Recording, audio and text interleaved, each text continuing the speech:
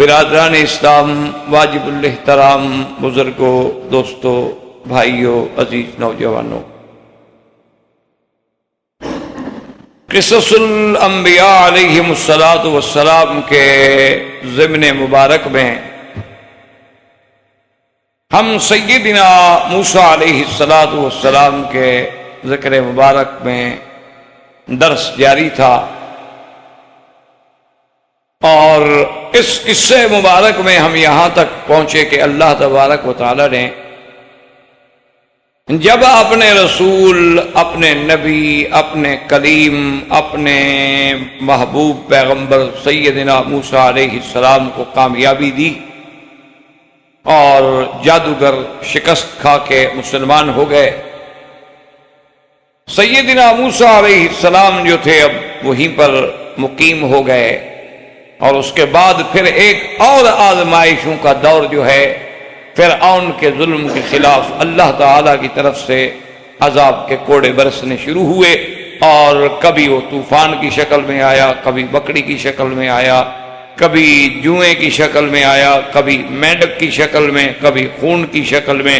یہ سب اللہ کی نشانیاں تھیں کہ کسی نشانی پر آ کر یہ لوگ سیدھے ہو جائیں، کیونکہ نشانیاں دونوں چیزوں میں ہوتی ہیں، ترغیب میں بھی اور ترہیب میں بھی۔ کوئی لوگ رغبت کی وجہ سے ان کی اصلاح ہوتی ہے، اور کسی کی خوف کی وجہ سے اصلاح ہوتی ہے۔ تو اسی لیے قرآن میں ترغیب بھی ہوتی ہے، ترہیب بھی ہوتی ہے، لیکن وہ قومیں ہر دفعہ آ کے موسیٰ علیہ السلام سے مطالبہ کرتے، آپ دعا کر لیں، اگر اللہ تبارک و تعالی ہمیں اس مصیبت سے نجات دے دے تو ہم بالکل اسلام لے آئیں گے، اور بنو اسرائیل کو بھی اجازت دے دیں گے، وہ آپ کے تابع ہیں، جہاں چاہیں رہیں۔ اور جب وہ بلا ٹل جاتی تو وہ پھر اسی طرح گناہوں میں مبتلا ہو۔ آخر اس کا انجام یہ ہوا کہ سیدنا موسیٰ علیہ السلام اللہ کے حکم کے مطابق بنو اسرائیل کو لے کر آپ وہاں سے نکل گئے مصر سے۔ اور خدا کی شان ہے کہ وہ مقام اس طرح تھا کہ راستے میں جو مفسرین نے اور مورخین نے تحقیق کی ہے کہ آپ نے بحر کلزم جو ہے اس کو عبور کیا۔ اب بحر کلزم کو کس مقام سے عبور کیا گیا، اس میں بڑے اختلافات۔ بعض لوگ تو یہ بھی کہتے ہیں کہ سویس میں ایک مقام بحر کلزم کے راستے پہ ایک جگہ ایسی بھی ہے جسے آج تک بھی لوگ برکہ فرعون کے نام سے یاد کرتے ہیں، وہاں سے اب بھی جہاز گزرتے ہیں، اس کا نام ہے برکہ فرعون، کہ وہاں سے سیدنا موسیٰ علیہ السلام نے عبور کیا اس بحر کلزم کو۔ اور بعض معلمین اور مورخین محققین کا خیال یہ ہے کہ یہ بات غلط ہے، کیونکہ یہ اتنی جگہ برکہ فرعون تو اتنی دور ہے کہ ایک دن کی مسافت یعنی تقریباً 24 گھنٹے کی بحری جہاز جو ہے وہاں پہنچتا ہے۔ تو موسیٰ علیہ السلام کا اتنا لشکر کو لے کے راتوں رات وہاں پہنچ جانا، تو یہ بات جو ہے وہ بعید قیاس ہے۔ اس لیے انہوں نے کہا کہ یہ وہ جگہ تو نہیں ہے، البتہ سویز کے اور ایک جگہ ہے مری، اس کے درمیان میں بحر کلزم کا کوئی مقام تھا جہاں موسیٰ علیہ السلام نے اس کو عبور فرمایا۔ اب موسیٰ علیہ السلام جب اپنی قوم کو لے کے چلے تو کوئی تھوڑی سی قوم تو نہیں تھی کہ 2-4 آدمی تھے، وہ تو سب کو پتہ چل گیا، پورا ایک شہر کے شہر خالی ہو گئے، لاکھوں آدمی نکل پڑے۔ فرعون کو جب پتہ لگا تو اس نے بھی فوراً اپنے لشکروں کو حکم دیا کہ اچھا یہ تو ہمارے ساتھ اور دھوکہ ہو گیا کہ موسیٰ علیہ السلام تو اپنے بنو اسرائیل کو لے کے بھی چلے گئے۔ اب خدا کی شان ایسی ہوئی، اللہ تبارک و تعالیٰ کی ہر چیز میں حکمتیں ہوتی ہیں، حالات ایسے پیدا ہو گئے کہ موسیٰ علیہ السلام اپنی قوم کے ساتھ بنو اسرائیل کے ساتھ جب بحر کلزم کے سامنے آئے تو آگے دریا ہے اور پیچھے فرعون ہے، یعنی ایک بڑی عجیب سی کہتی۔ تو موسیٰ علیہ السلام کی قوم جو تھی وہ گھبرا گئی، انہوں نے کہا حضرت ہم تو بڑے قال اصحاب موسیٰ انا لمدرکون، اب تو ہم پکڑے گئے کہ بھئی آگے ہمارے دریا ہے، اس کا عبور کرنے کا کوئی سوال ہی پیدا نہیں ہوتا کہ راستہ کوئی نہیں، پل کوئی نہیں، جہاز کوئی نہیں، کشتیاں کوئی نہیں، اور اگر ہم عبور نہ کریں تو پیچھے فرعون کا لشکر ہے، ہم تو دونوں میں مقصد ہے کہ پس کے رہ گئے۔ سیدنا موسیٰ علیہ السلام نے ارشاد فرمایا کہ اپنی قوم سے کہ گھبرائیں نہیں، قال کلا ان معی ربی سیہدین، کیوں گھبراتے ہو، میرا رب جو میرے ساتھ۔ اللہ تبارک و تعالیٰ نے موسیٰ علیہ السلام کو وحی کی، وَأَوْحَيْنَا إِلَىٰ مُوسَىٰ أَنِ اضْرِب بِّعَصَاكَ الْبَحْرَ، اللہ نے حکم دیا کہ موسیٰ علیہ السلام اپنا یہ عصا جو ہے دریا پہ مارو۔ تو جب موسیٰ علیہ السلام نے عصا کو دریا پہ مارا تو اللہ کی حکم سے، اللہ کی قدرت سے اور معجزہ سیدنا موسیٰ علیہ السلام کہ اللہ نے اس دریا میں 12 راستے پیدا کر دیے، چونکہ بنو اسرائیل کے قبائل بھی 12 تھے تو اللہ نے ان کے لیے راستے بھی 12 بنا دیے کہ ہر قبیلہ اپنے اپنے راستے سے اپنی اپنی سڑک سے گزرتا جائے، اور پانی جم کے ایسے کھڑا ہو گیا جیسے ہمارے یہاں آپ نے دیکھے ہیں ماشاءاللہ بڑے بڑے پل بنے ہوئے، بڑے بڑے بیراج بنے ہوئے کہ کیسے دیواریں بنا دیتے ہیں، ایسے دیواریں بن گئی اور راستے خشک ہو۔ بعض لوگوں نے، فلاسفہ نے اور بعض لوگوں نے، مستشرقین نے کہا ہے کہ نہیں، وہ ہوائیں کچھ ایسی چلیں کہ وہ دریاؤں کا پانی جو تھا وہ اس انداز میں اس کو اچھالا کہ وہ درمیان میں خشکی کا ایک قطعہ تھا وہ نکل آیا۔ موسیٰ علیہ السلام نے دیکھا یہ سب باتیں ہیں، اصل بات یہ ہے کہ یہ معجزہ تھا اور اللہ تبارک و تعالیٰ کی قدرت سے ظہور پذیر ہوا تھا۔ یہ محض لوگ ہوتے ہیں جو منکرین نبوت ہیں، منکرین رسالت ہیں، منکرین معجزات ہیں، تو وہ ان چیزوں کی محض تعویلات پھر کرتے رہتے ہیں کہ جی وہ ہوائیں چلی تھی، ان کو تو وہ خشک راستہ نظر آ گیا لیکن فرعون کو نظر نہیں آیا، تو یہ ایسی بات نہیں۔ اب اس کے بعد جب موسیٰ علیہ السلام اس دریا میں داخل ہوئے تو اللہ کی رحمت سے انہوں نے تو دریا عبور کر دیا، اور فرعون کی فوجیں پیچھے چڑھی آ رہی ہیں، تو فرعون کا لشکر جو تھا وہ بھی دریا میں پہنچا کے راستہ موجود ہے، ہم بھی گزرتے ہیں، پکڑتے ہیں۔ تو اللہ تبارک و تعالیٰ کے حکم سے اب یہاں پر بہت ساری کتابوں میں کچھ عجیب واقعات ملتے ہیں کہ بھئی حضرت جبریل علیہ السلام آئے اور وہ ایک گھوڑی پہ سوار تھے، اور انہوں نے آ کے فرعون کے اس گھوڑے کے آگے اس کو چلایا تو گھوڑا بےتاب ہو کے چل پڑا اور اس لیے دوڑ کے وہ دریا میں۔ یہ باتیں ہیں، تعویلات ہیں، چلو بھی اس کے تو سبب یہ بنا، باقی جو لاکھوں فوج اس کی ماری گئی وہ بھی سب پاگل ہو گئے۔ حالانکہ کوئی آدمی جو ہے کتنا احمق سے احمق بھی ہو اپنے آپ کو دریا میں ایسے تو نہیں ڈال دیتا۔ اصل بات یہی تھی کہ اللہ جب فیصلہ کر لیتے ہیں تو پھر وہاں عقل کام نہیں کرتی۔ جیسے کہ عرب کے ہاں محاورہ ہے اذا جاء القدر عمی البصر، کہ جب قضاء و قدر کا فیصلہ ہو جاتا ہے تو آنکھیں اندھی ہو جاتی۔ آپ دیکھیں نا حادثہ ہو جائے تو کہتی مجھے تو کچھ نظر ہی نہیں آیا، حالانکہ روز تو گاڑی چلاتا ہے، نظر نہ آئے تو گاڑی کیسے چلائے؟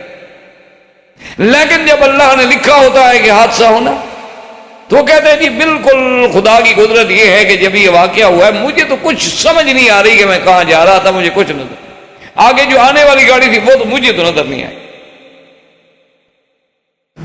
تو اصل وجہ یہ تھی کہ موسیٰ علیہ السلام کا لشکر جب نکلا اور راستے بنے ہوئے ہیں تو پھر انہوں نے کہا راستے ہیں بس اس میں ہم بھی داخل ہو سکتے ہیں، اگر وہ لشکر نکل سکتا ہے ہم بھی نکل سکتے۔ جب وہ پورے کا پورا لشکر دریا میں اتر گیا تو اللہ نے حکم دیا کہ پکڑ، اب فضا ہو، ہوا ہو، پانی ہو، زمین ہو، پہاڑ ہوں، ہمارا تو ایمان ہے کہ یہ سب اللہ کے تابع ہیں اور اللہ جس سے جو چاہے کام لے لے۔ اللہ تبارک و تعالیٰ چاہے تو آگ سے جلانے کا کام لے لیں اور چاہے تو ابراہیم علیہ السلام کو جلانے کا کام لے لیں، ان کی مرضی ہے۔ اللہ تبارک و تعالیٰ چاہے تو ہوا کو ٹھنڈا بنا کے آرام کا ذریعہ بنا دیں اور چاہے تو اسی ہوا کے ذریعے قوم عاد کو تباہ و برباد کر دیں، ورنہ ہوا کے بغیر آدمی زندہ نہیں رہ سکتا، یعنی یہ ضروریات زندگی میں ہیں۔ یعنی آپ کو ہر نعمت ملے لیکن اس خطے میں اگر ہوا نہ ہو آپ زندہ نہیں رہ سکتے، یعنی زندگی ذریعہ حیات ہے، عناصر اربعہ میں ایک عنصر قویہ ہے، لیکن اسی ہوا کو اللہ نے ذریعہ ہلاکت بنا دیا۔ فارسلنا علیہم ریحا وجنودا لم تروہا، اللہ نے ایسی ہوا بھیجی کہ پورے قوم عاد کو نحس کر کے، یہ اللہ کی مرضی۔ اللہ چاہے تو اسی دریا کو حکم دے دیں موسیٰ علیہ السلام کے لیے وہ راستے پیدا کر دے اور چاہے تو فرعون کو غرق کر دے. فَأَغْرَقْنَا الْآخَرِينَ. اللہ تبارک و تعالیٰ نے اس کو غرق. اب مفسرین نے یہاں دو باتیں لکھی ہیں. بعض تو کہتے ہیں کہ موسیٰ علیہ السلام کی قوم نے یہ کہا، موسیٰ علیہ السلام سے عرض کیا کہ جی جب اتنی بڑی اللہ کی رحمت ہو گئی ہے تو اب پتہ یہ لگنا چاہیے ہمیں کہ فرعون جو اصل دشمن ہے وہ غرق ہوا کہ نہیں ہوا. باقی چاہے ساری فوج مر جائے، وہ دشمن بچ گیا تو پھر کیا ہوگا؟ کیوں؟ وہ ساری فوج تو لے کے نہیں آ گیا. اگر وہ بچ جائے واپس جا کے پھر اور فوج بنا سکتا ہے. اصل تو ہمیں یہ پتہ لگنا چاہیے کہ ہمارا دشمن جو ہے فرعون وہ مرا ہے کہ نہیں.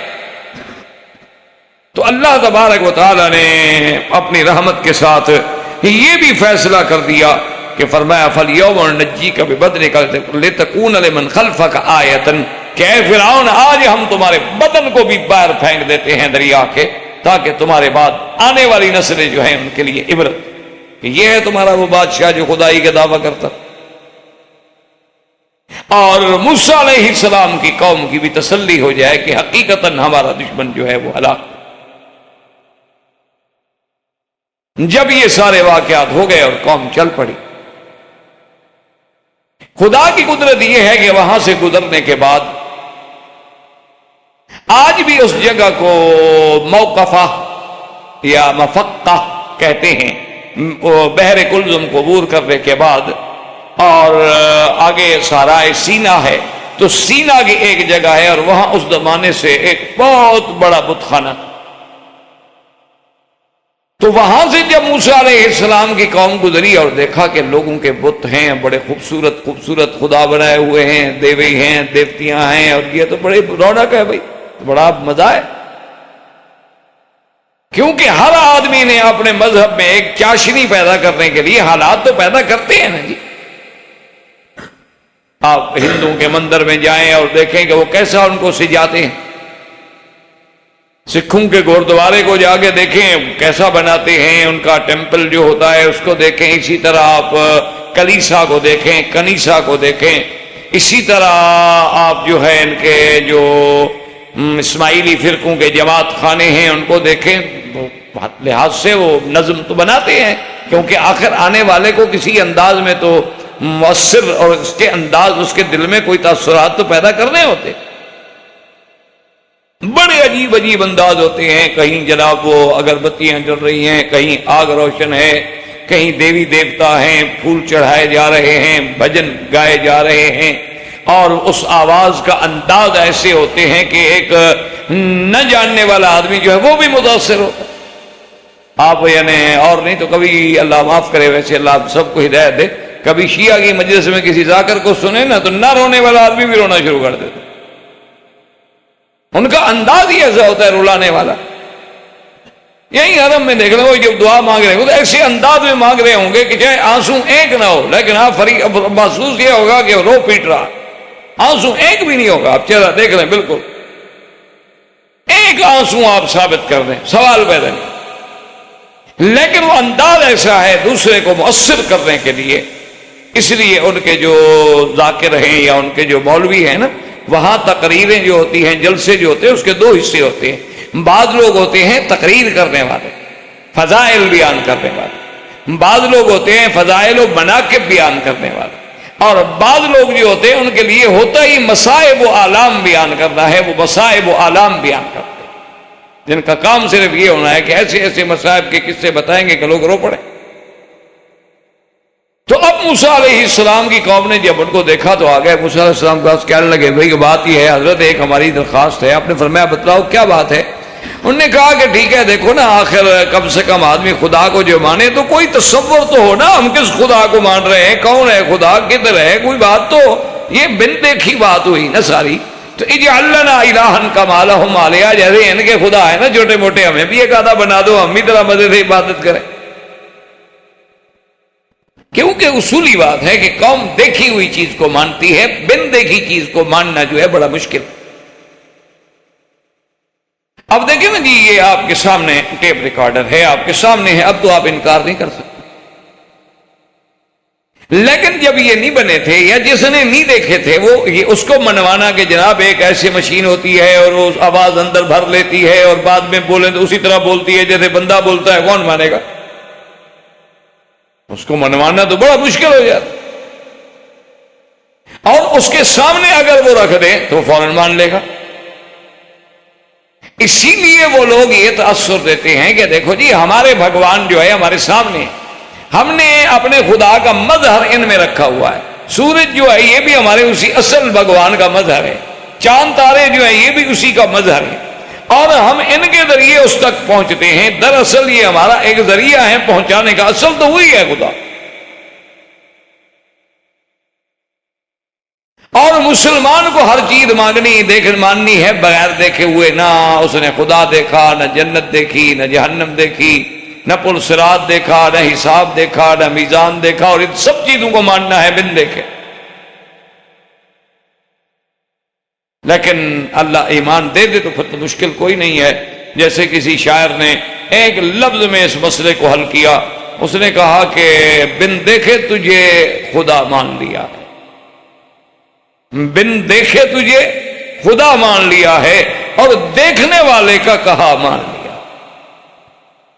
ہم نے تو نہیں دیکھا لیکن تجھے محمد عربی نے تو دیکھا ہے، دیکھنے والے کا کہا مان لیا۔ تو ہمارا ایمان جو ہے وہ تو اس طرح ہوتا ہے۔ اب جناب آیت موسیٰ علیہ السلام جلال میں آگے انہوں نے کہا عجیب قوم، اتنے معجزات دیکھنے کے بعد ابھی تک تمہارے دماغوں سے وہ بت پرستی کی ہوا نہیں نکلی؟ اِنَّ هَؤُلَاءِ قَوْمٌ تَجْهَلُونَ، تم تو بڑی کچھ جاہل قوم۔ اور پھر نبی سے کہتے ہو ابغیکم الہًا، اللہ کے سوا تمہارے لیے میں اور الہ ڈھونڈوں؟ اور تم کیسی قوم ہو کہ اللہ نے تمہیں اپنے زمانے میں تمام عالم پہ فضیلت دی، اللہ نے تم میں نبی پیدا کیے، اللہ نے تم میں ہزاروں پیغمبر بھیجے، اور تم ابھی تک جو ہے نعوذ باللہ اللہ کے سوا اور آلیہ ڈھونڈ رہی۔ اور کم از کم یہ تو یاد کرو کہ اس خداوند قدوس نے تمہیں فرعون سے بچایا، جو فرعون تمہیں دردناک عذابوں میں مبتلا کرتا تھا، جو تمہارے بچوں کو قتل کر دیتا تھا، تمہاری عورتوں کو بچیوں کو چھوڑ دیتا تھا اپنے خدمت کے لیے، اتنے بڑے عذابوں میں اس نے تم کو ڈالا ہوا تھا، اس سے اللہ نے تمہیں بچایا۔ اس کا صلہ یہ ہے کہ یہ مانگتے ہو خدا کا خوف کرو۔ تو قوم پھر سمجھ گئی، ڈر گئی اور ٹھہر گئی، انہوں نے کہا ٹھیک ہے۔ اس کے بعد موسیٰ علیہ السلام آگے سفر میں چلے تو اب یہ بھی قوم نے مطالبہ کیا، کہنے لگے موسیٰ علیہ السلام ٹھیک ہے ہم آپ کو نبی مانتے ہیں، اللہ کو مانتے ہیں، لیکن کوئی کتاب، کوئی شریعت، کوئی احکام کچھ تو ہو نا جس پہ ہم چلیں۔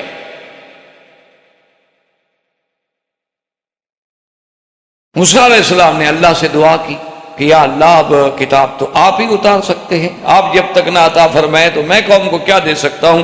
اللہ نے حکم فرمایا کہ ٹھیک ہے آپ آ جائیں کوہ طور پہ، اور وہاں آ کے 30 دن میری عبادت میں مشغول رہیں، پھر ہم آپ کو کتاب۔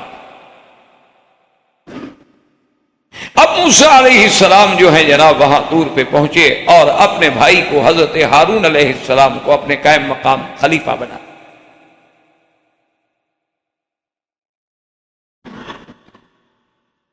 اور حضرت ہارون علیہ السلام کو ہدایت فرما دی کہ قوم کو سنبھالنا ہے، خیال رکھنا ہے، تمام معاملات، عبادات، ہر چیز کا خیال رکھیں، اور میں اللہ کے وعدے پر کوہ طور پہ جا رہا ہوں۔ اور موسیٰ علیہ السلام طور پہ پہنچ،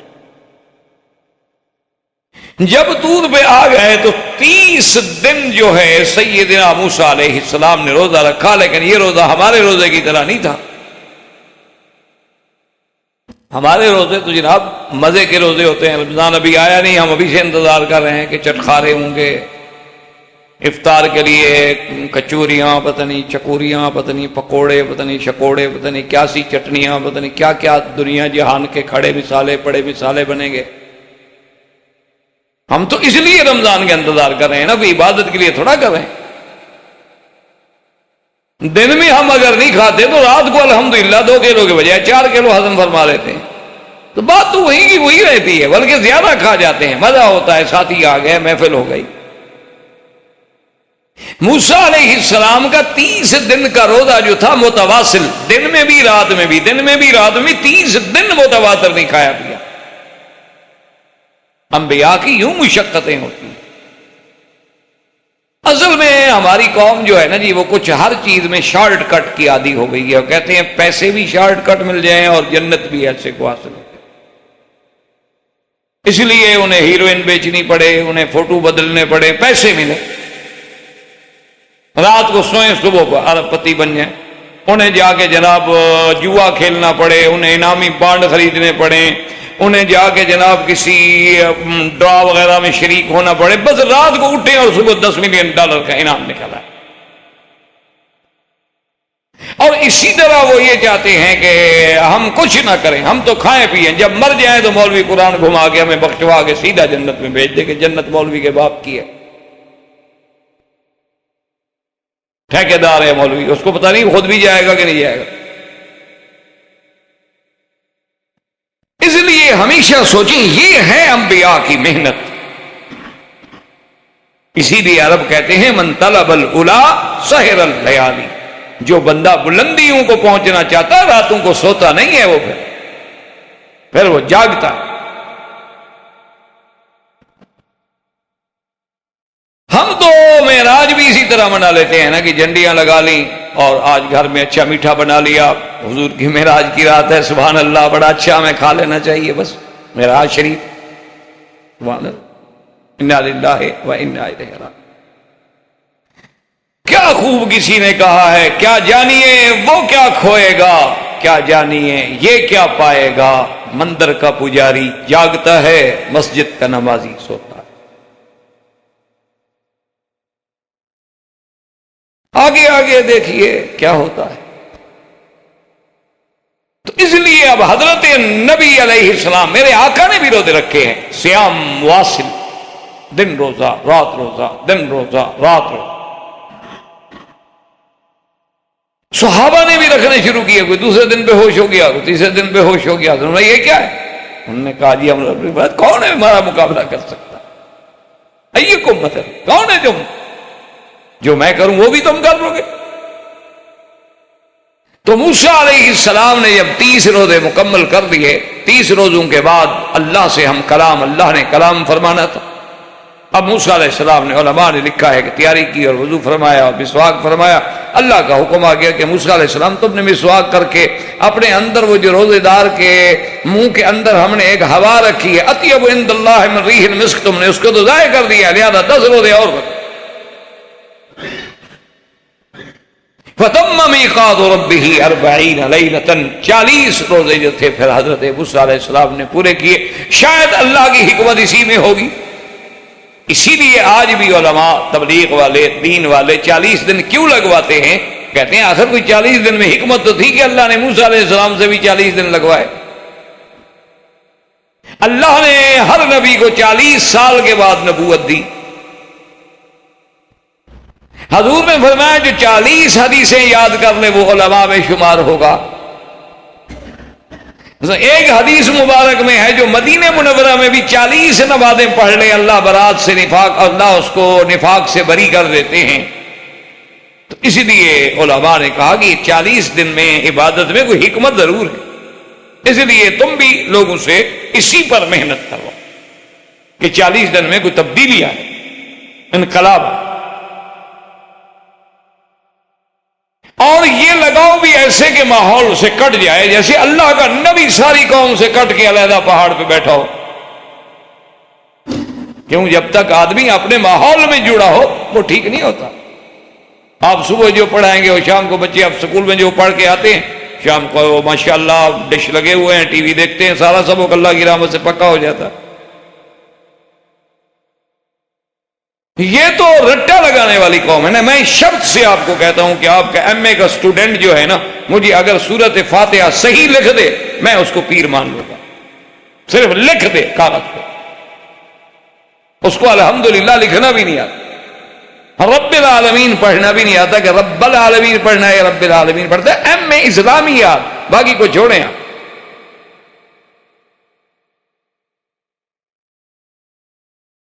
تو جب یہ ہمارا عالم ہو تو موسیٰ علیہ السلام نے 40 دن کے بعد اللہ نے کلام فرمایا، اور یہ خاص کلام، ایک وہ کلام تھا جو آپ پہلے سن چکے ہیں وادی مقدس میں، اور اب یہ اور دوبارہ کلام اور تورات عطا فرمائی گئی۔ اور موسیٰ علیہ السلام کو وہیں یہ خبر بھی دے دی گئی کہ آپ کی قوم تو پیچھے جناب وہ ایک بہت بڑے مصیبت میں مبتلا ہو گئی۔ وہ مصیبت کیا تھی؟ ایک شخص تھا سامری۔ سامری نے یہ کیا کہ قوم سے کہا کہ بھئی جب ہم لوگ وہاں سے نکلے تھے تو فرعونیوں سے تم لوگوں نے مانگے تھے زیور۔ اصل میں وجہ کیا تھی کہ کچھ بنی اسرائیلیوں نے اپنے قبطیوں سے جا کے کہا کہ بھی ہماری کوئی پروگرام ہے، کوئی میلہ ہے، کوئی ہماری زینت کا دن ہے، تو اگر زیور دے دیں ایک دن کے لیے ہم پہن کے چلے جائیں، واپس کر دیں گے۔ انہوں نے دے دیے تاکہ ایک تو اعتماد ہو جائے، ہم نکل جائیں، اور دوسرا ویسے بھی جو ساری زندگی ہم سے کام کراتے رہے ہیں، اگر اپنی تنخواہ کے بقدر ان سے زیور وصول بھی کر لیے جائے تو وہ شرعاً حرام نہیں ہوتے۔ یعنی آپ کا میں کام کرتا رہوں، میرا آپ نے 1000 ریال دینا ہے، آپ نہیں دیتے، میں نے 1000 ریال آپ کا کسی طرح لے لیا تو جائز ہے۔ ہاں 1000 1 ریال میں نہیں لے سکتا، جتنا میرا حق ہے میں اتنا لے سکتا ہوں۔ تو سامری نے کہا کہ دیکھو آخر زیور جو تم لے کے آئے ہو کچھ ہو جائے، ہم تو وہ ہمارے پاس امانت ہے، وہ لے آؤ جمع کریں۔ اس نے جناب ان کو جمع کیا اور اس کو پگھلایا، سونا چاندی تانبا وانبا سب ملا کے، اور اس سے ایک گائے کی شکل کا ایک بچڑا بنا لیا، کیونکہ وہ خود بھی پہلے سے اس قوم سے تعلق رکھتا تھا جو قوم جو ہے گائے کی پوجا کرتی، کیونکہ اس زمانے میں یہ بڑی قومیں تھی، فراعنہ، قبط، فرعون کی جو قوم تھی، بنو اسرائیل، عمالقہ اور سمیری، اسی سے تھا سامری۔ تو یہ بڑے بڑے قبائل تھے، اور چھوٹی چھوٹی قومیں تو بہت ہوں۔ تو ان کی جو سامرہ تھے، یہ سامرہ جو تھے یہ ابتدا سے ہی گائے کے پجاری تھے، اس لیے اس نے گائے کی شکل کا بچڑا ایک بنا لیا سونے چاندی کا۔ اور علماء نے بھی لکھا ہے اور قرآن بھی یہ کہتا ہے کہ جلن جسد لہ خوار، ایک ایسا بنایا اس نے کہ اس سے آواز آتی۔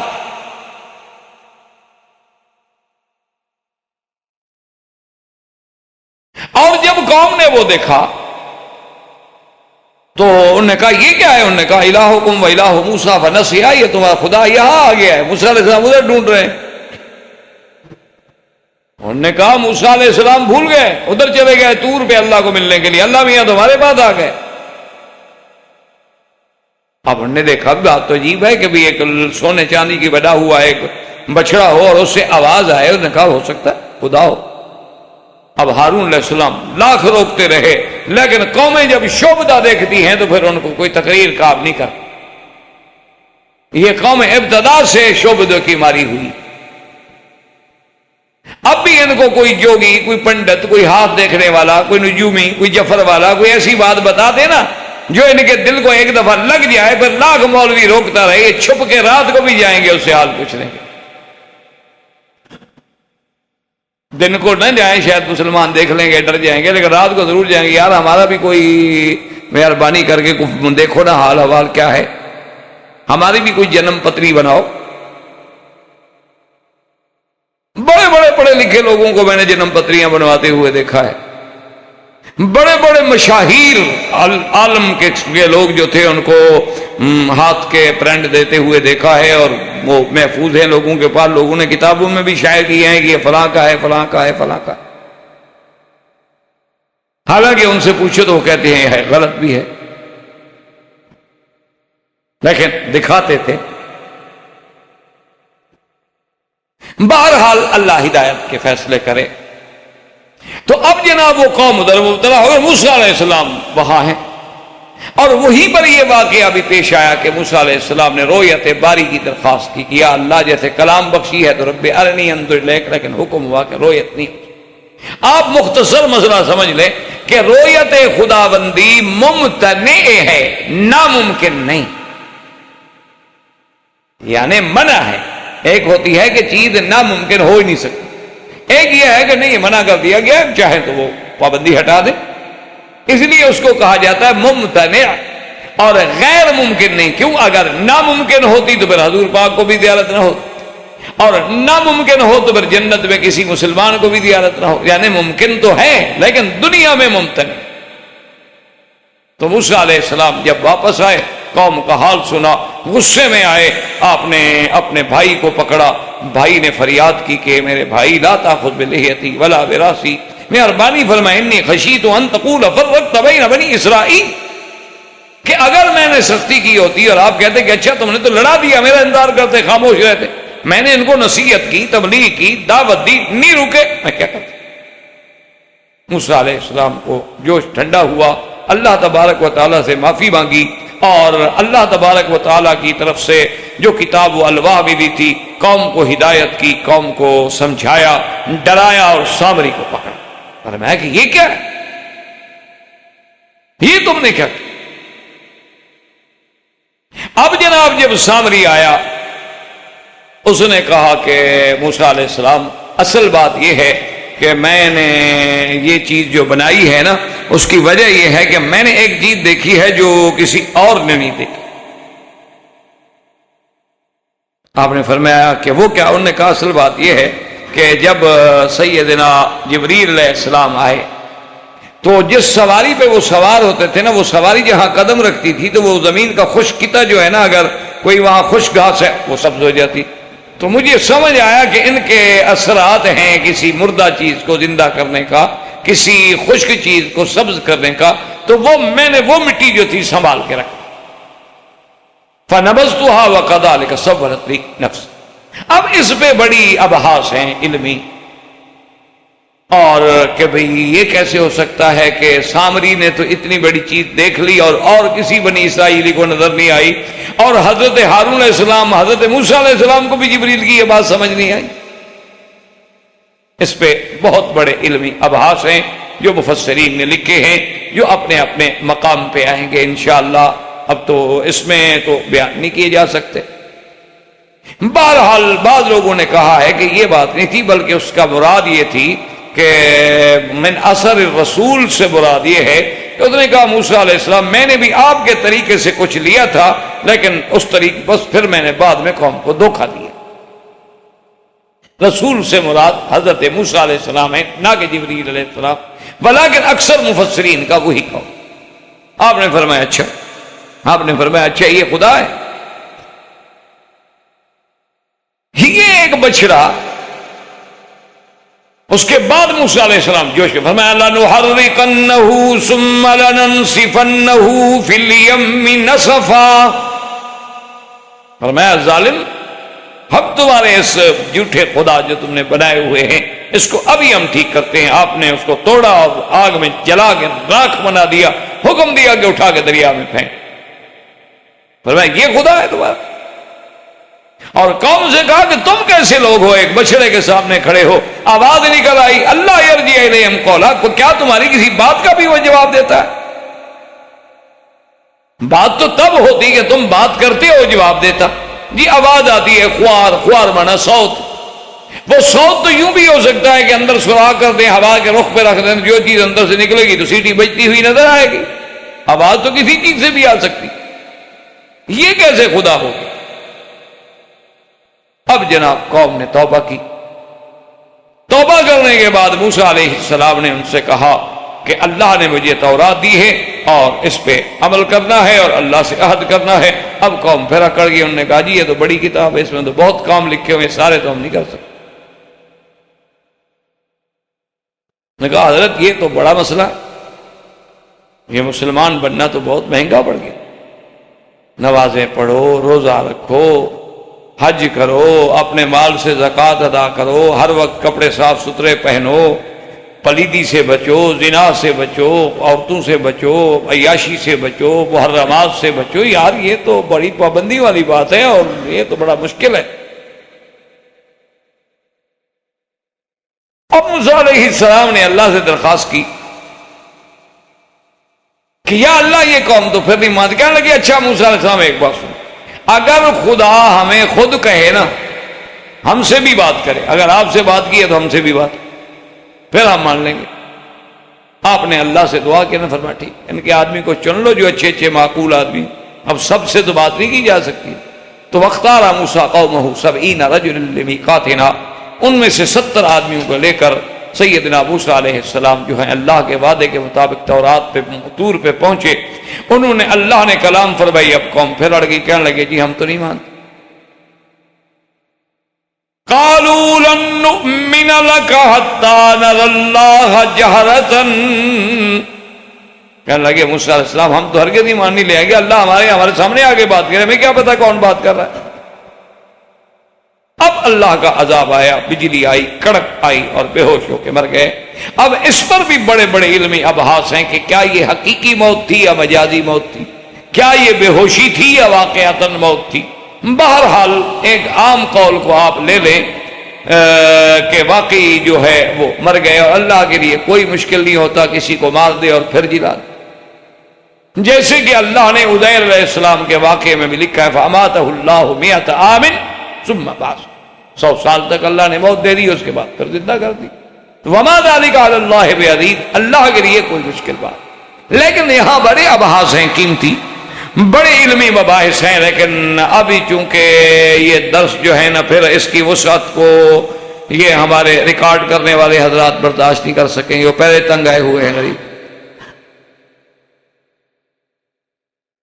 تو اب جناب بہرحال وہ قوم جو تھی پھر اللہ کے راضی ہونے سے دوبارہ زندہ ہو گئے، کہنے لگے جی اب مانیں گے، اب آ گئے اپنی قوم سے کہا، کچھ عرصہ گزرا، کہنے لگے جی ہم تو نہیں مانتے۔ اللہ نے حکم دیا موسیٰ علیہ السلام کو کہ آپ نہ گھبرائیں، ابھی ہم حکم دیتے ہیں، پہاڑ طور کو حکم دیا گیا کہ ان کے اوپر آ جاؤ، اور اگر یہ عہد نہ کریں موسیٰ علیہ السلام سے گر جاؤ، ان کو مار دو، سب کچل ڈالو۔ اب جب پہاڑ سامنے آیا پھر کہا نہیں ہم تو مانتے ہیں جناب، ہم تو بالکل، وہ تو ہم ایسے کہہ رہے تھے۔ اب جناب پھر انہوں نے اسی اسنا میں ایک واقعہ پیش آیا کہ ایک ان کا بہت بڑا آدمی تھا، بہت بڑا سرمایہ دار تھا، اور اس سرمایہ دار کو اس کے ایک بھتیجے نے جائیداد کی خاطر قتل کر دیا کہ یہ مر جائے اور مجھے جائیداد مل جائے، قتل کر دیا، اور قتل کرنے کے بعد لاش اٹھا کے کسی دوسرے کے گھر کے آگے ڈال دی۔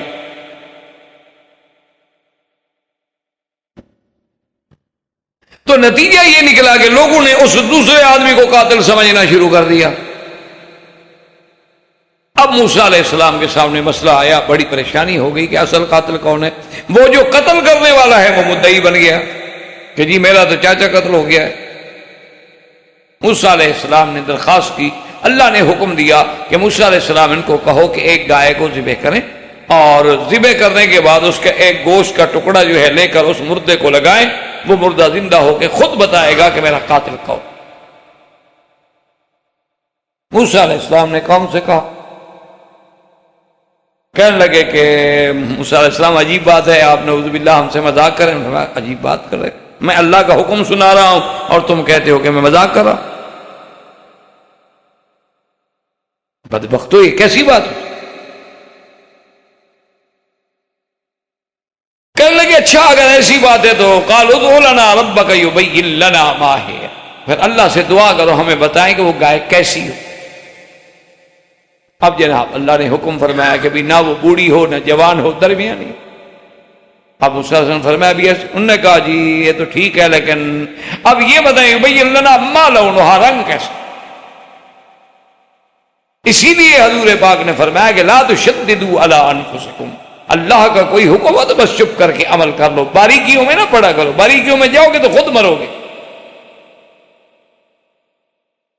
جیسے کہ بنو اسرائیل باریکیوں میں، گائے کیسے، کوئی گائے ہوتی ذبح کر لیتے، بات ہو جاتی، لیکن نہیں جی کیسی ہو، اچھا جی رنگ کیسے ہو، اچھا جی اب رنگ کا بھی پتہ لگ گیا ہے، لیکن اب اس کی مزید تفصیلات ہمیں بتائیں کہ وہ مذکر ہو کہ مؤنث ہو، کام کرنے والی ہو کہ نہ ہو، ہل چلانے والی ہو کہ نہ ہو، پانی پلانے والی ہو کہ، ساری تفصیل بتا۔ اب اللہ تبارک و تعالی نے بتلا دیا۔ اس کے بعد جناب اب لگے ڈھونڈنے کے لیے۔ خدا کی قدرت یہ ہے، اللہ کی ہر کام میں حکمتیں ہوتی ہیں، ورنہ اللہ چاہتے تو اس مردے کو ویسے زندہ کر دیتے، لیکن اس میں حکمتیں یہ تھی کہ ایک تو انہوں نے گائے کو خدا سمجھا تھا نا، اللہ نے حکم دیا کہ خدا کو ذبح کرو پہلے، تاکہ یہ سمجھ لیں کہ جو چیز خود ذبح ہونے والی ہو وہ کیسے خدا بن جاتی ہے۔ یہ اچھا خدا ہے کہ مسلمان روز کھا جاتا ہے۔ اب اب جناب یہ ہے کہ اپنا، اور دوسری اس میں حکمتیں یہ تھی کہ وہ قوم شرک سے باز آئے، اور تیسری حکمت یہ تھی کہ وہ ایک یتیم تھا اور اس کے گھر میں ایک ماں تھی، ایک بچہ تھا، باپ مر گیا، کچھ بھی نہیں تھا، کوئی ذریعہ معاش نہیں تھا، ان کے پاس خدا کی قدرت ہے، اس قسم کی گائے تھی، تو اللہ نے اس کی زندگی کا سبب بنوانا تھا، ڈھونڈتے ڈھونڈتے وہاں آئے، اس سے کہا کہ جی ہمیں یہ 1 لاکھ میں بیچ دو، انہوں نے کہا نہیں جناب نہیں دیتے، انہوں نے کہا 2 لاکھ لے لو، انہوں نے کہا ہم نہیں دیتے، انہوں نے کہا میری گائے میں نہیں بیچتا۔ تو بعض مفسرین نے لکھا ہے کہ اتنی دولت دینے پہ راضی ہو گیا، انہوں نے کہا اچھا ایسا کرو، اس کو ہم ذبح کر لیتے ہیں، اس کے چمڑے میں جتنی پیسے آئے نا وہ تم لے لینا، لیکن دو ہمیں، ہماری بات تو، اب مسئلہ تو حل ہو نا۔ بہرحال یہ تو روایات اسرائیلیہ ہیں، اصل بات یہ ہے کہ بہت بڑے پیسے دے کر اس سے وہ گائے جو تھی خریدی گئی، اللہ نے اس یتیم کی کفالت کر، اس بہانے سے اس کے گھر میں اللہ نے پہنچا دی۔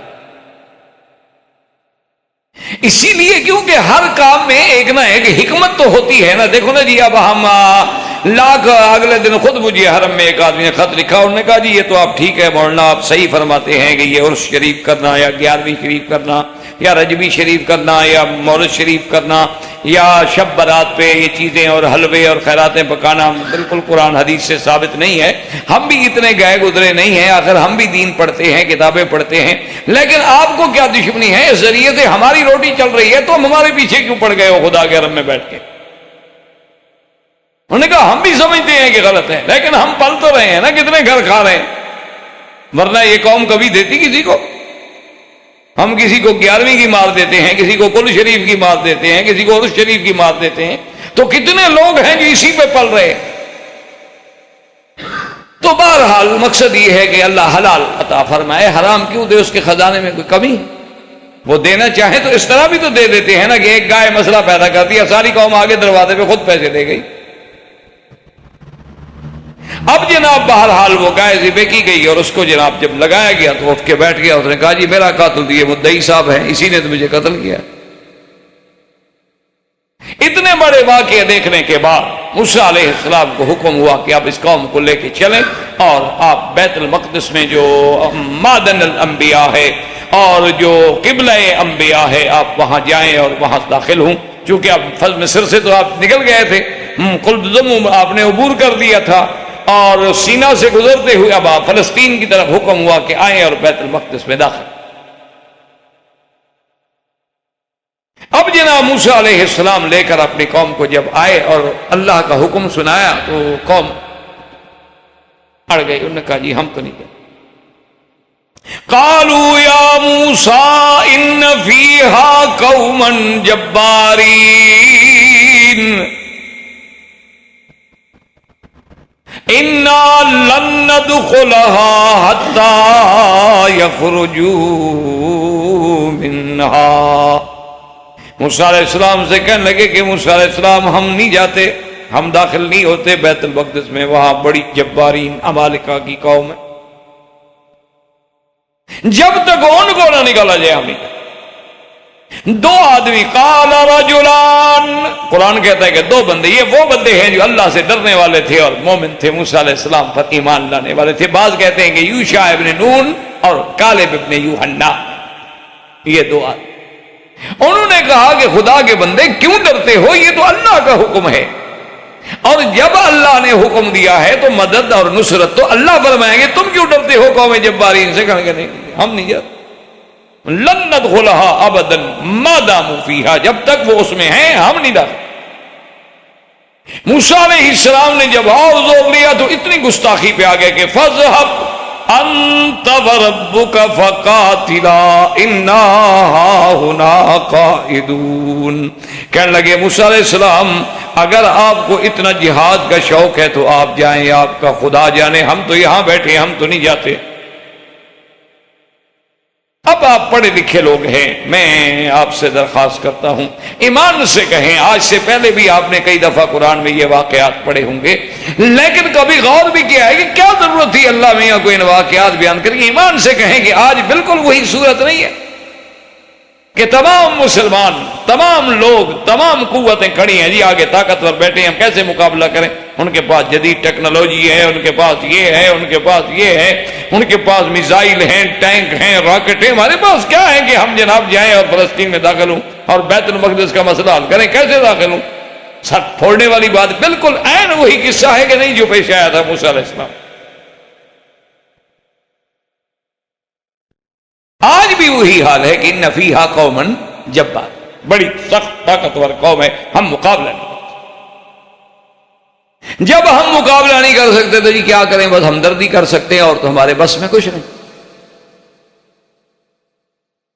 اسی لیے اللہ تبارک و تعالیٰ نے فرمایا کہ اچھا جو قومیں پھر میرے حکم سے اور جہاد سے رخ موڑتی ہیں، اللہ نے فرمایا موسیٰ علیہ السلام میرے اس قوم کو بتا دو کہ 40 سنۃ یتیہون فی الارض، 40 سال تک میں ان کو سزا دوں گا کہ اسی میدان تیہ میں پھرتے رہیں گے، نہ مصر جا سکیں گے، نہ فلسطین جا سکیں گے، نہ بیت المقدس جا سکیں گے، اسی صحرا میں۔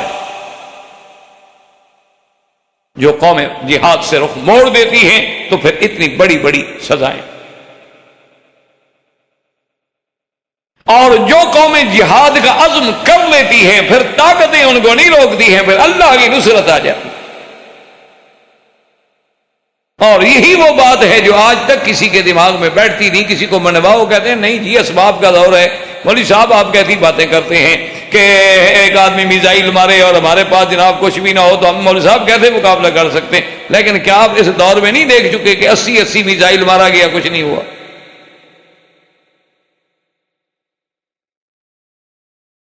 یہ اللہ کے ہاتھ میں ہے۔ میزائل بنانے والے کون ہیں؟ ہم بندے ہی ہیں نا بھائی، انسان ہیں، اور جو انسانوں کا خالق ہے، جو اللہ تبارک و تعالیٰ چلو تم تو کتنے محنتوں کے بعد ایٹم بم بنانے پہ قادر ہونا، اللہ کا ایٹم بم دیکھو تو ارسلنا علیہم طیرا ابابیل، چھوٹے سے جناب ذرہ بھیجا اور تباہی بربادی کر دی۔ تم تو ایٹم بنانے پہ پتہ نہیں کتنے کروڑوں اربوں اور بلینز ڈالر خرچ کرنے کے بعد بھی اچھا پہلے بنانے پہ زور لگاتے، پھر بن جائے تو حفاظت مسئلہ۔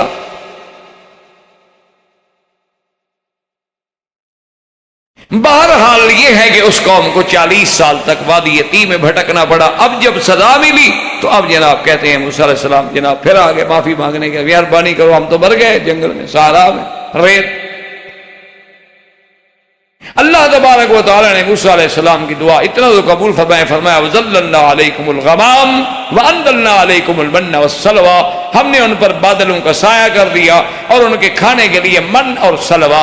اس کو علماء یہ کہتے ہیں کہ یہ اللہ کی ایک خاص نعمت تھی جس کی تشبیہ کے طور پر تو انہوں نے بیان کیا ہے کہ من ایسی چیز تھی، یوں سمجھ لیں کہ جو روٹی کا کام دیتی تھی، اور سلوا جو ہے وہ ایک پرندہ تھا سرخ رنگ کا، لیکن بعض علماء نے کہا کہ وہ ترنجبین اور بٹیر تھے، لیکن حقیقت یہ ہے کہ اللہ جانے۔ حتیٰ کہ بعض علماء نے لکھا اب بھی فلسطین میں وہ من کا حلوہ بنایا جاتا ہے۔ بہت سارے علماء نے لکھا ہے کہ ہم نے وہ من کا حلوہ کھایا بھی ہے، لیکن یہ وہ من تھوڑا ہے، وہ تو بطور خاص اترا تھا۔ جب وہ دور ختم ہو گیا، وہ من ختم ہو گیا، وہ سلوہ بھی ختم ہو گیا۔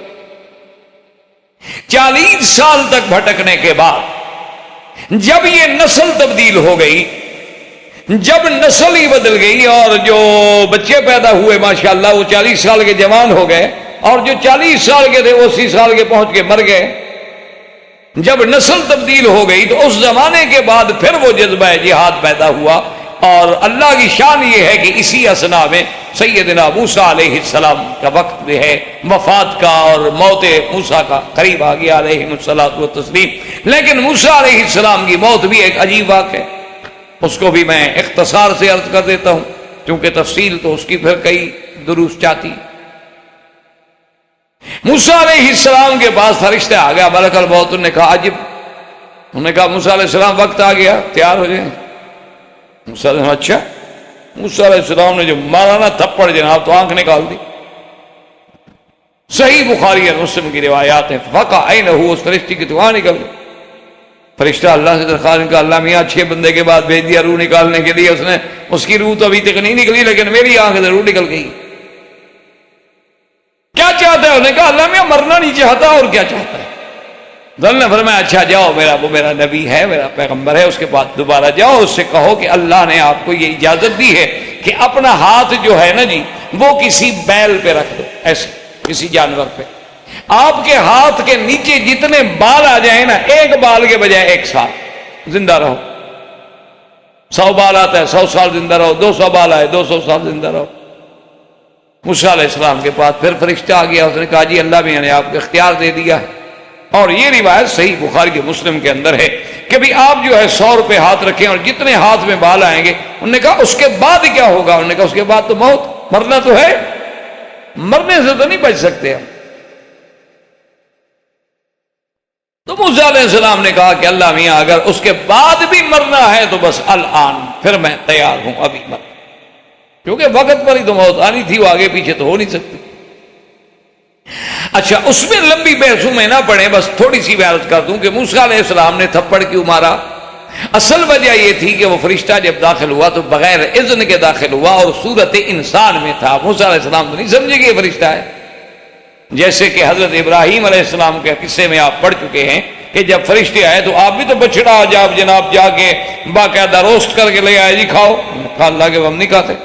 ان کو بھی پتہ نہیں چلا تھا کہ یہ فرشتے. لوط علیہ السلام کے بعد جب فرشتے پہنچے تو ان کو بھی پتہ نہیں چلا. جب قوم نے مجبور کر دیا تو انہوں نے کہا کہ انا رسول ربک. بی بی مریم کے سامنے جب جبریل آئے تو انہیں بھی تو پتہ نہیں چلا کہ یہ فرشتہ ہے. تو اصل میں فرشتہ اپنی شکل میں نہیں تھا، فرشتہ انسان کی شکل میں تھا، اور بغیر اذن کے کسی کے گھر میں داخل ہو جائے تو گھر والے کو حق ہے کہ مارے. اس لیے موسیٰ علیہ السلام کی وہ کوئی قطع نہیں تھی. جب اس نے آگے وضاحت کی کہ میں ملک الموت ہوں، چلو آپ زندہ رہنا چاہتے ہیں تو آپ نے کہا کہ نہیں، میں تو موت کے لیے تیار ہوں الان. لیکن ایک روایت میں یہ بھی آتا ہے کہ موسیٰ علیہ السلام نے کہا کہ یا اللہ مجھے موت تو دے دے لیکن بیت المقدس کے مجھے قریب کر، میں اس مقام میں، اس عظمت والے مقام میں فوت ہونا چاہتا ہوں. تو اللہ نے آپ کی اس دعا کو قبول فرما لیا، اور سرکار دو عالم سیدنا محمد الرسول اللہ صلی اللہ علیہ وسلم فرماتے ہیں کہ میں جب معراج کی رات میں، اسراء اور معراج کے زمانے میں جب میں گزرا تو میں موسیٰ علیہ السلام کی قبر پہ گزرا ہوں. آپ نے فرمایا میرے صحابہ اگر اس جگہ پہ مجھے لے جاؤ نا، میں اب بھی بتا سکتا ہوں یہ جگہ ہے موسیٰ علیہ السلام کی قبر کی. عند قصیب احمر، سرخ رنگ کی ریت کا ٹیلا ہے اور اس کے ساتھ قبر ہے. اور میں نے یہ بھی دیکھا موسیٰ علیہ السلام کو قائم یصلی فی القبر، کے وہ اپنی قبر میں کھڑے ہو کے نماز پڑھ رہے. تو موسیٰ علیہ السلام کی وفات ہوئی، اور آپ کی وفات کے بعد ہارون علیہ السلام کی وفات تو پہلے ہو چکی. آپ کے بعد جو ہے پھر یوشع ابن نون آئے. اب اللہ کی شان دیکھیں کہ جو قومیں موسیٰ علیہ السلام کی قیادت میں بیت المقدس میں داخل نہ ہو سکی، یوشع ابن نون اور کالب ابن یوحنا، انہوں نے پھر اس قوم کو تیار کیا. انہوں نے کہا کہ دیکھو اللہ نے حکم دیا تھا ادخل الارض المقدسۃ التی بارکنا فیہا، کہ ہم نے بیت المقدس کو فتح کرنا ہے، ہم نے داخل ہونا ہے. اور جب وہ آئے اللہ نے ایسی دہشت پیدا کر دی کہ وہ قوم جبارین جو تھی خود بیت المقدس چھوڑ کے بھاگ گئے. اور اس کے بعد اللہ تبارک و تعالیٰ نے ان کو بیت المقدس کے اندر داخل ہونے کا اور بیت المقدس کو فتح کرنے کا اور بیت المقدس پر اللہ کے حکم کو پورا کرنے کی سعادت جو تھی وہ نصیب فرما دی. اور یقین کریں یا کہ انشاءاللہ ثم انشاءاللہ ہم تو طالب العلم ہیں، ہمیں یقین ہے دراصل کہ یہ سارا منظر جو بن رہا ہے نا جی، ہنود کا بھی اور یہود کا بھی، یاد رکھ لینا انشاءاللہ کبھی زندگی رہی کہ ادھر یہود اور ادھر ہنود، اور ادھر حضور نے اس غزوے کی نشاندہی فرمائی، ادھر غزوہ ہند کا حدیث میں ذکر فرمایا. یہ دونوں غزوات جو ہیں اب قریب آ رہے ہیں اور دونوں میں فتح مسلمانوں کو. یہ حضور کا فرمان ہے جو کبھی نہیں ٹل سکتا. یہ دنیا بدل سکتی ہے، یہ سورج و چاند کی روشنی ختم ہو سکتی ہے، رات کی تاریکیاں چھٹ سکتی ہیں، لیکن معراج والے نبی کی بات کبھی غلط نہیں ہو سکتی صلی اللہ علیہ وسلم. اور وہ بالکل عین دونوں غزوے جو ہے نا اپنے اس منظر کے قریب آ رہے ہیں. اور باقاعدہ اس احادیث میں ایسا نقشہ ہے کہ ایک طرف مسلمان ہوں گے اور ایک طرف عیسائی، یہودی، ہندو، دنیا کا تمام کفر ایک طرف ہوگا اور ایک طرف اکیلے مسلمان ہوں گے. اور جب وہ فضائے بدر پیدا ہوگی کہ ایک طرف 313 ہوں گے اور ایک طرف 1000 کی قوت ہوگی، جب وہ غزوہ احزاب کی فضا پیدا ہوگی تو اللہ کی نصرت آئے گی. اور جب اللہ کی نصرت آئے گی تو یہ تو ایسے بھاگیں گے نا ایسے بھاگیں گے کہ آپ تصور بھی نہیں کر سکتے. آپ حیران ہو جائیں گے کہ کتنی بزدل قوم ہے جو ہمارے سامنے بہادر بن کے کھڑی ہوئی ہے. یہ تو ماری ہوئی قوم ہے. ضربت علیہم الذلۃ والمسکنہ، یہ تو مغضوب علیہم ہے. یہ تو لعن الذین کفروا من بنی اسرائیل علی لسان داؤد و عیسیٰ ابن مریم، یہ تو انبیاء کی لعنت کردہ قوم ہے جن پہ اللہ کے نبیوں نے لعنت کی ہے. وہ وقت بہت قریب ہے اور انشاءاللہ ہو سکتا ہے اللہ ہمیں اپنے آنکھوں سے دکھا دے یا ہمارے بچے دیکھ لیں، لیکن وقت آ گیا ہے اور تمام علامات احادیث کے مطابق پوری ہو گئی ہیں. اور انشاءاللہ ثم انشاءاللہ وہ قبلہ مسلمین جو ہے ایک دن پھر مسلمانوں کے قبضے میں ہوگا، اور یہ اللہ کا فیصلہ ہے، اسے کوئی نہیں ٹال سکتا.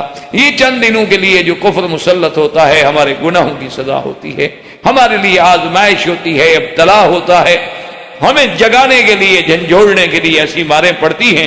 اسی لیے اقبال نے کہا تھا نا کہ یہ عرب سو گئے ہیں، اس پر اس نے کہا تھا کہ خدا تجھے پھر کسی طوفان سے آشنا کر دے کہ تیرے بحر کی موجوں میں اضطراب نہیں. تو یہ اب طوفان سے آشنا ہو رہے، اور جب یہ آشنا ہو کے اٹھیں گے نا عرب ایک دفعہ، یہ ابھی تو شرکس کے شیر بنے ہیں نا، ان کو اپنی قوت کا پتہ نہیں لگ رہا، لیکن جب یہ کھڑے ہو جاتے ہیں نا، ایسے نہیں کہ اللہ نے اس خطے کو چن لیا ہے کہ نبی بھیجے تو یہیں بھیجے، پیغمبر آئے تو یہیں آئے، صحابہ بنے تو ان میں سے بنے، صدیقین بنے تو ان میں سے بنے، اور صالحین بنے تو ان میں سے بنے. آخر اس خطے کو اللہ نے جو شرف بخشا ہے اس شرف میں کوئی نہ کوئی حکمتیں ہیں. وآخر دعوانا الحمدللہ رب العالمین.